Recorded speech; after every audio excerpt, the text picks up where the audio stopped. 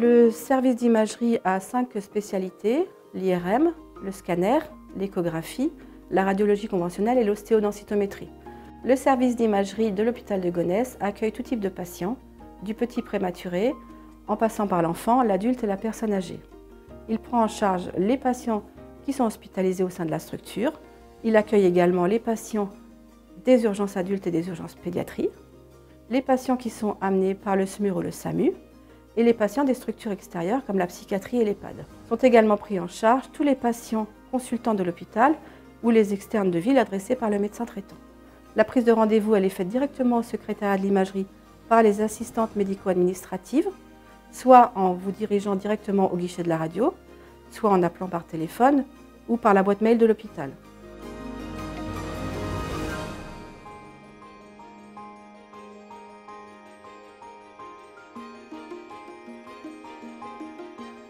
Alors en imagerie, il y a une équipe pluriprofessionnelle. Le manipulateur radio prend en charge les patients pour la réalisation des examens d'imagerie. Il travaille en binôme avec le radiologue qui lui se charge d'établir les protocoles en fonction de la pathologie du patient.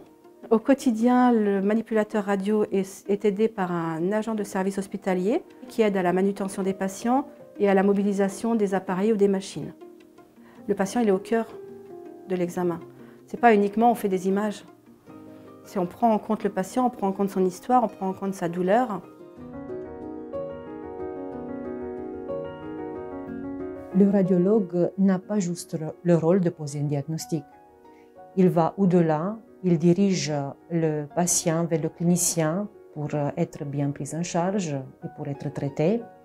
Pour un bon diagnostic, la clinique elle est très importante. Elle ne se limite pas à quelques phrases qui sont écrites sur une demande. Parfois, on doit y aller au-delà. On se rapproche des cliniciens pendant les staffs, on comprend mieux la clinique, les examens biologiques. On tire une bonne conclusion et on évoque un bon diagnostic. Par la suite, un traitement adéquat va être mis en place par le clinicien.